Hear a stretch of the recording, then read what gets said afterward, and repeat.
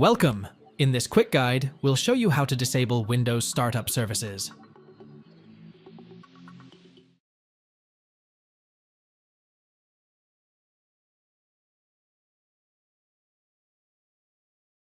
Press Windows plus R on keyboard. The Run dialog box will appear. Clear the content of the text box and then type msconfig in it. Now hit Enter button. A dialog box will appear. Navigate to Startup section.